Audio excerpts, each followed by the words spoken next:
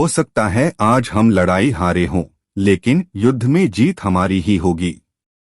25 जून 1946 के दिन frontier mail ने धड़धड़ करते हुए शाम 4:15 को मुंबई सेंट्रल स्टेशन में प्रवेश किया। उसी समय हजारों लोगों की आवाजें स्टेशन परिसर में गूंजने लगीं। जब समुद्र अपनी मर्यादा त्याग कर अनियंत्रित हो जाता है और तूफान की स्थिति पैदा हो जाती है, वैसे ही उठे तूफान का शोर था। स्टेशन परिसर में स्वागत के लिए इकट्ठा हुए 80,000 महिला पुरुष कार्यकर्ताओं के भव्य जनसमुदाय की वह आवाज थी। खुशी के कारण होश खो बैठने से धक्कमपेल मची, लोग एक दूसरे को ठेलने लगे।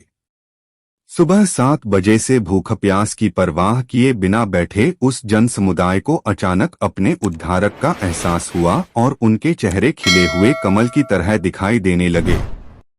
उनके मन भर आए और उनकी आंखों से खुशी के आंसू बहने लगे। शोरगुल हुआ तथा भीड़ ने गंभीर प्रदीर्घ नारे लगाना शुरू किए।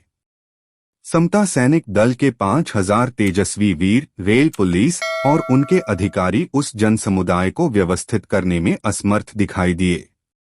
All India scheduled castes federation के जनरल सेक्रेटरी श्री बापू साहब P.A. राजभोज, मुंबई प्रांत शेड्यूल्ड कास्ट्स फेडरेशन के अध्यक्ष दादा साहब B.K. गायकवाड़ तथा मुंबई की जनता के प्रिय नेता एडवोकेट R.D. भंडारे और बाबा साहेब के चिरंजीव भाऊ साहब यशवंतराव अंबेडकर ने आगे चलकर बाबा साहेब अंबेडकर रेल के खास डिब्बे से उतरे तब उनका स्वागत किया। सड़क के दोनों किनारों पर खड़े समता सैनिक दल के सैनिकों से सलामी लेते हुए उनके बीच से जब डॉक्टर बाबा साहेब बाहर निकल रहे थे, तब कई लोग आशीर्वाद पाने के लिए उनके पैरों पर गिर रहे थे। एडवोकेट भंडारे एकदम सामने थे और दल के वे सर्वा एन ससा लेकर लोगों को किनारे करते हुए डॉक्टर बाबा साहेब के लिए भीड़ में से रास्ता बना रहे थे। कुछ दूर चलने के बाद बाबा साहेब के स्वागत के लिए अपने छोटे छोटे बच्चों को साथ लिए बैठी करीब 15,000 महिलाओं ने डॉक्टर बाबा साहेब पर फूल बरसाए। ये महिलाएं बारिश, धूप, तेज हवाएं इतना ही नहीं, खुद अपनी तथा अपने बालकों की भूख की परवाह किए बगैर डॉक्टर बाबा साहेब के स्वागत के लिए आई थीं। उनके स्नेह के कारण सबके हृदय गदगद हुए।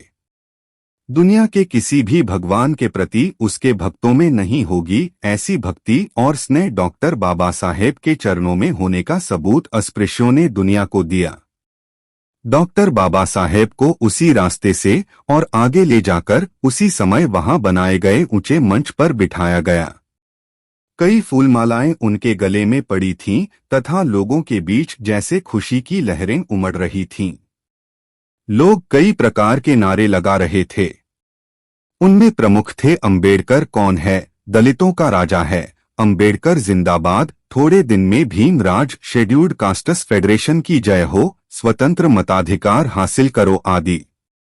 बुलंद नारों के कारण स्टेशन परिसर गूंज रहा था। यह गूंज स्टेशन के बाहर वाले रास्ते तक पहुंची तो वहां इकट्ठा हुए हजारों लोगों में हलचल हुई।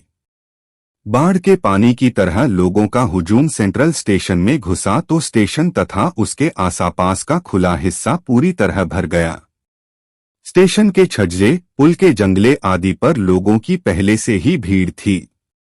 वाहनों की आवाजाही ठप्प थी, वाहन जहां थे वहीं खड़े हो गए। लोगों को संबोधित करने के लिए डॉक्टर बाबा साहेब खड़े हो गए। आसपास तालियों की गड़गड़ाहट गूंज उठी। डॉक्टर बाबा साहेब के चेहरे पर यात्रा की थकान और परेशानी की जगह प्रसन्नता थी।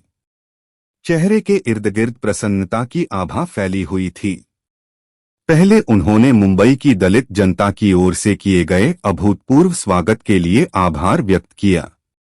फिर वह बोले, दिल्ली से मैं हार कर नहीं लौटा हूं। परीक्षा में अनुत्तीर्ण हुए छात्र की सांत्वना की तरह यह सभा मेरी सांत्वना के लिए आयोजित नहीं की गई है। अपनी पूरी जिंदगी में मुझे कभी हार का सामना नहीं करना पड़ा। पिछले 4 सालों से मैं अपने दलित समाज के लिए जो कुछ कर रहा हूं, उसके लिए यहां मेरा इस प्रकार स्वागत किया जा रहा है।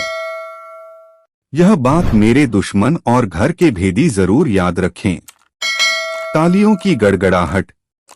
वायसराय द्वारा हाल ही में घोषित की गई नई अस्थायी सरकार के मंत्रिमंडल में अस्पृश्य वर्ग के प्रतिनिधि को शामिल किया गया, यह वास्तव में हमारी जीत है। 1945 में हुई शिमला परिषद में भारत सरकार में एक भी अस्पृश्य प्रतिनिधि को शामिल करने से गांधी ने इनकार किया था। अब जिन जगजीवन राम को वायसराय ने चुना है, उन्हें ही गांधी ने उस वक्त साफ साफ कह दिया था कि केंद्र सरकार में अस्पृश्यों के प्रतिनिधि को शामिल नहीं किया जाएगा। लेकिन अब 1 साल के बाद अस्पृश्यों का अधिकार मान लिया गया है। यह हमारे आंदोलन का ही फल है। संगठित आंदोलन के जरिए ही हमने यह हासिल किया है। केंद्र सरकार में अस्पृश्य वर्ग को स्थान मिला, यही महत्वपूर्ण बात है। व्यक्ति भले कोई भी हो, उस जगह अगर हमारा कुत्ता भी जाकर बैठे तो कोई बात नहीं। हंसी की गड़गड़ाहट और तालियां। वायसराय का चुना आदमी लायक निकले तो और अच्छा है। समय के साथ उसकी काबिलियत अपने आप साफ होगी, लेकिन एक बार फिर मैं साफ साफ कहता हूं कि अस्पृश्य वर्ग को सत्ता में हिस्सा लेने का मौका मिला, यह हमारे आंदोलन का ही फल है। हमारी मांगे लेकिन इतने भर से पूरी नहीं होती। हमारी न्याय मांगे पूरी हुए बगैर हमारा आंदोलन समाप्त नहीं होगा। मुसलमानों की संख्या की तुलना में हमारी आबादी आधी होने के कारण उसी अनुपात में हमें सरकार में जगहें मिलनी चाहिए। 1942 के आंदोलन में गांधी ने नारा दिया था, करेंगे या मरेंगे। हमारी लड़ाई की भी यही घोषणा होगी। उद्देश्य की प्राप्ति तक हम जान की बाजी लगाकर लड़ेंगे। आज हम लड़ाई हारे होंगे, लेकिन युद्ध हम जीतेंगे ही। तालियों की गड़गड़ाहट। मुंबई हमारे आंदोलन का केंद्र है। इसीलिए 4 सालों के बाद एक बार दोगुने उत्साह के साथ इस आंदोलन में आपका साथ देने के लिए मैं फिर आ गया हूं। सिर्फ मेरा कार्यक्षेत्र ही बदला है। अब आपसे मेरा पहले से अधिक ताल्लुक होगा। अपने संगठन को अभेद्य बनाएं। आपसी मतभेदों को भूल जाइए। अब के बाद अपने दरवाजे हमेशा खुले रखें। निर्भय बनें और जोरदार लड़ाई की तैयारी रखें। अपने परिवार से आगे सोचिए और अपने समाज के लिए थोड़ा स्वार्थ त्याग करें। आखिरकार सफलता आपको ही प्राप्त होनी है। इस जोशीले संदेश के साथ डॉक्टर बाबा साहेब अंबेडकर ने अपना तेजस्वी भाषण पूरा किया। तब जमीन आसमान तालियों की और जय भीम के नारों से गूंज रहा था। आखिर श्री मड़के-बुवा ने सभी कार्यकर्ताओं, स्वयंसेवकों और लोगों के प्रति आभार प्रकट किया।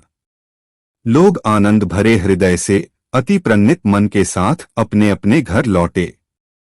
इस प्रकार यह विराट स्वागत सभा अत्यंत सफलतापूर्वक संपन्न हुई।